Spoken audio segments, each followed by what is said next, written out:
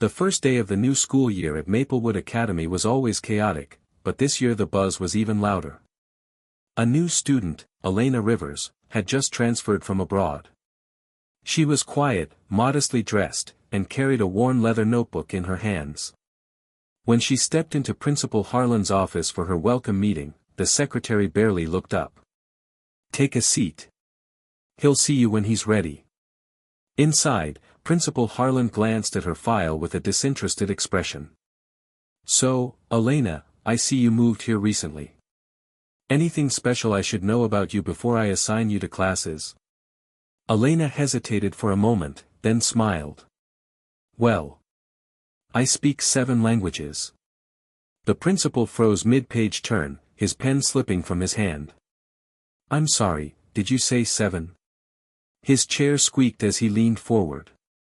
And then, what happened next made him almost fall out of that chair. Principal Harlan blinked, unsure if he'd heard correctly. 7 languages? At your age?" Elena nodded calmly. "Yes, sir." She opened her worn leather notebook and flipped to a page covered in neat handwriting, but not just in one script. Italian, Mandarin, Arabic, French, Russian, Japanese, and Spanish swirled together in perfectly formed sentences. "Go ahead," he challenged, still half thinking this might be a trick. Without hesitation, Elena began speaking. First in flawless French, then transitioning to rapid-fire Japanese, her tone and accent crisp and authentic. She shifted seamlessly into smooth Italian, then into the rolling sounds of Arabic. By the time she finished with Russian and Spanish, the principal's jaw had dropped. "Where on earth did you learn all this?" he asked, leaning so far forward that his glasses almost slipped off his face. Elena's answer was soft, but it carried a weight that made the room feel smaller. "My mother taught me 4. My father taught me 2 more. And the last. I taught myself." Before he could respond, the office door swung open, and someone else stepped in who would change the entire course of Elena's first day. The door creaked open, and in walked Mrs. Coleman, the school's language department head. She was holding a thick binder and looked flustered, as if she'd rushed over. "Sorry to interrupt, Principal Harlan," she said, then glanced at Elena. "Is this the new transfer?" Before the principal could answer, Elena greeted her with a warm smile, and in perfect German. "Guten Tag, Frau Coleman. Es Fruit Michigan, Sie Kennenzulernen." Mrs. Coleman froze, her eyes widening. "You speak German too?" Elena shrugged lightly. "Just a little." The principal gave an incredulous laugh. "A little?" "Mrs. Coleman, she's been firing off languages like a machine. 7 of them." Mrs. Coleman stepped closer, her voice dropping. "Do you have any idea what this means? Our school has never had a student who could." She stopped mid-sentence, as if remembering something important. "Elena," she said carefully, "how would you feel about representing Maplewood in the International Youth Linguistics competition next month?" Elena's fingers tightened on her notebook. "That depends," she said. "Do I get to choose the languages?" Mrs. Coleman smiled. "All of them." But before Elena could agree, a loud voice from the hallway barked, "Absolutely not." The voice belonged to Mr. Radford, the school's debate coach. He stepped into the office, his arms crossed and his expression sharp. "This is ridiculous," he said, glancing between the principal and Mrs. Coleman. "We already have our representative for the competition. I've been training him for months." Mrs. Coleman straightened her shoulders. "With respect, this isn't a debate team matter, Radford. It's about linguistic skill." Radford smirked. "And my student has plenty of it." He turned to Elena, looking her over as though sizing her up. "What makes you think you can just walk in here and take someone else's spot?" Elena met his gaze without flinching. "I don't think it," she said. "I know it, because if your student is better than me, it should be easy for them to prove it." The principal raised a hand, sensing the tension. "Perhaps a fair test is in order." Mrs. Coleman's eyes lit up. "Yes. A live demonstration. Both students will translate and converse in as many languages as they can, right here, right now. Radford's smirk faded just a little. Fine, he said slowly. But when my student wins, there will be no more talk about replacements. Elena simply opened her notebook to a fresh page. Let's begin. Minutes later, the small office had turned into a miniature arena. The principal sat behind his desk like a referee, Mrs. Coleman perched on the edge of her chair with excitement, and Mr.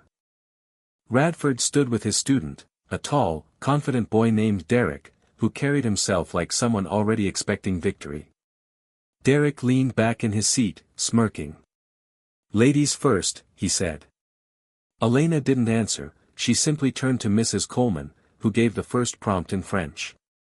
Elena translated it into English instantly, then answered in fluent French, her tone smooth and effortless.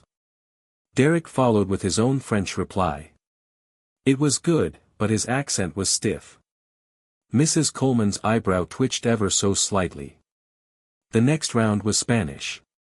Elena's words danced, her rhythm natural. Derek managed to keep up, though he stumbled over a few verbs. Then came the curveball, Mandarin. Elena spoke without hesitation, her tones sharp and precise. Derek froze for half a second before attempting, and the result made Mr. Radford shift uncomfortably. By the time Arabic rolled around, Derek's smirk was gone. Elena, however, seemed to be enjoying herself. When she finished the final round in flawless Japanese, the room was silent. The principal tapped his pen against the desk and said, "Well, I think we all know who just made history at Maplewood Academy." Mr. Radford opened his mouth to protest, but Elena's next words made everyone in the room sit up straight. Elena closed her notebook and looked directly at the principal. "I'll compete," she said, "but only if the school agrees to my condition." Mr. Radford scoffed. "Oh, so now you're making demands?" Elena didn't flinch. "Yes. If I win the International Youth Linguistics competition, the prize money doesn't go to me, it goes to the school's language program. New books, better technology, and scholarships for students who can't afford them." Mrs. Coleman's mouth parted in surprise. "Elena, you'd give up the winnings?" Elena smiled faintly. "I didn't learn 7 languages to keep them to myself. I learned them to open doors, for me and for others." The principal leaned back, clearly impressed. "That's remarkable. And if you lose?" "Then Derek keeps his spot," she said simply. "No hard feelings." Mr. Radford muttered under his breath, but the principal raised a hand. "It's settled. Elena, you'll represent Maplewood.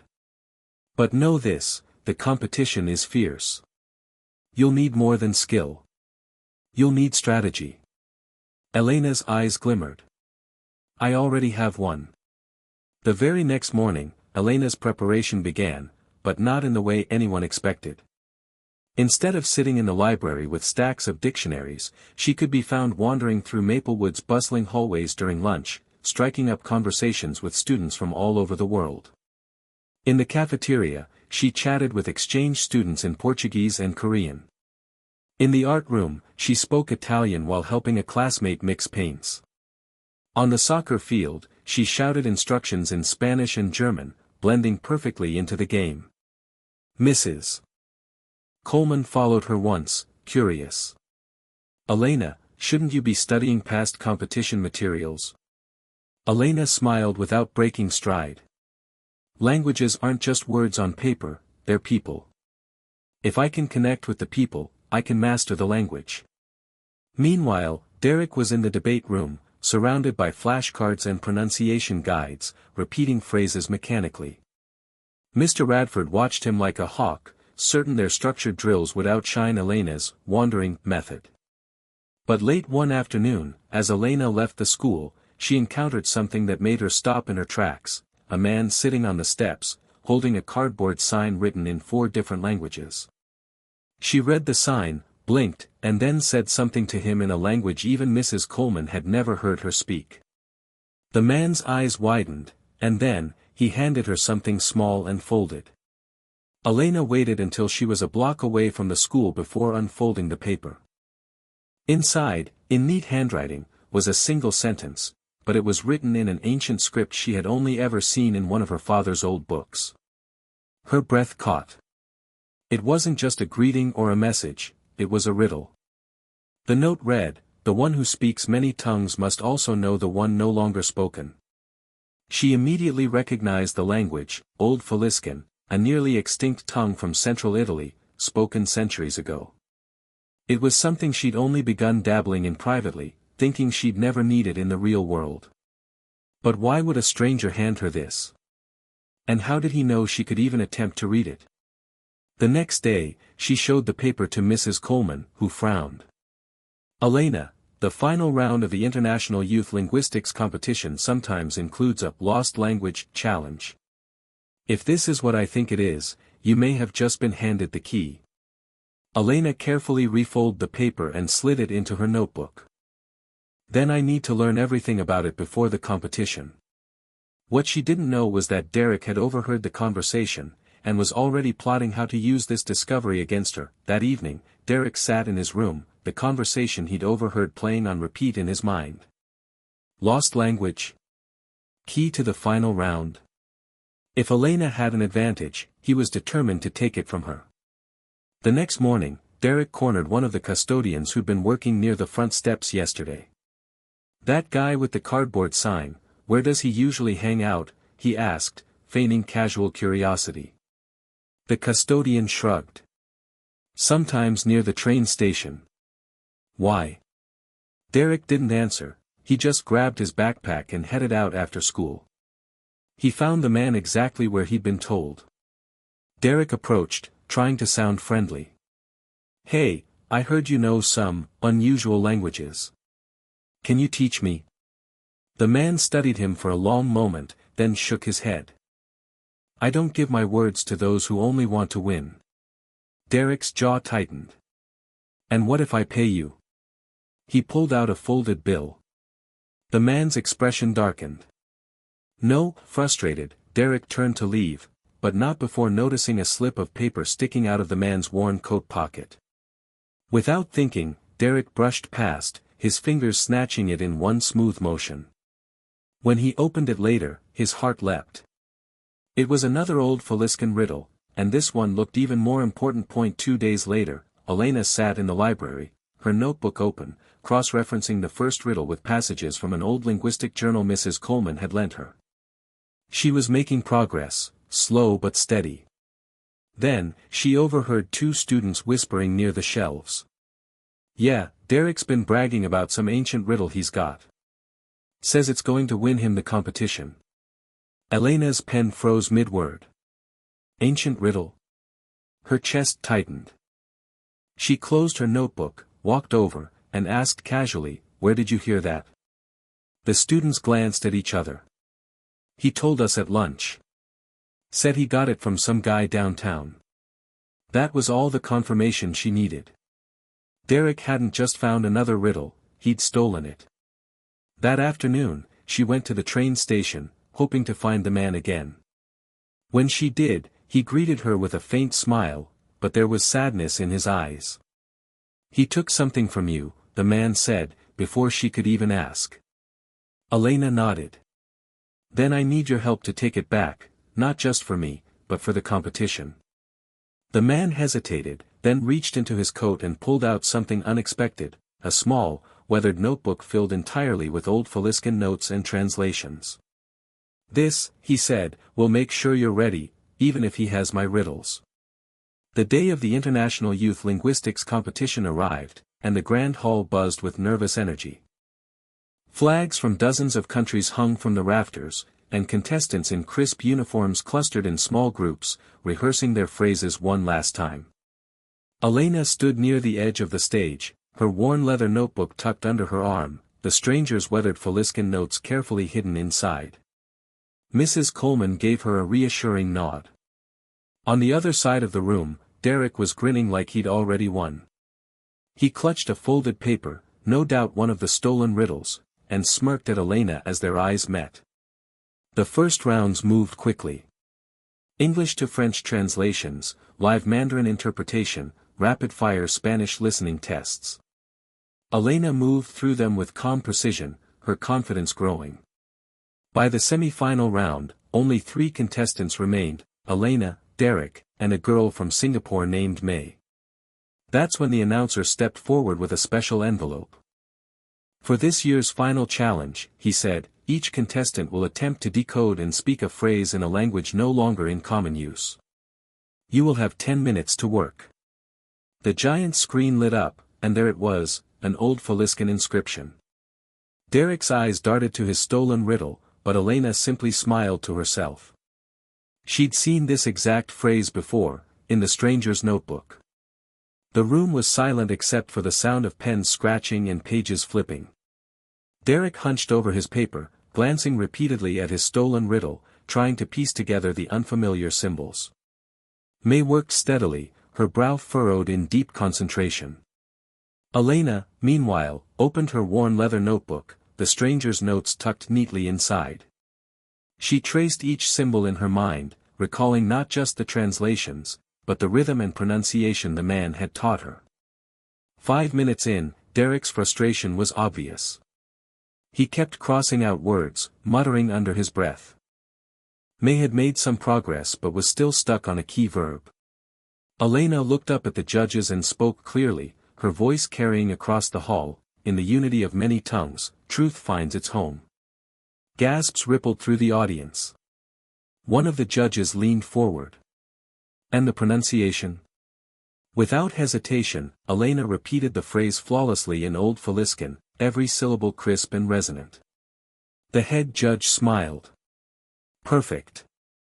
And the meaning is exactly right.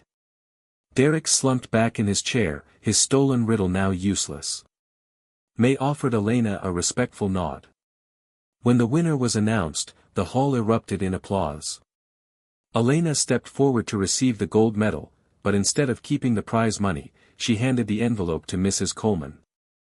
This, Elena said, is for the language program. Let's make sure no one here ever feels limited by the words they know. Somewhere in the crowd, she spotted the stranger from the train station. He raised a hand in silent approval before disappearing into the throng. And from that day on, Maplewood Academy would never forget the girl who spoke 7 languages, and used them to open doors for everyone.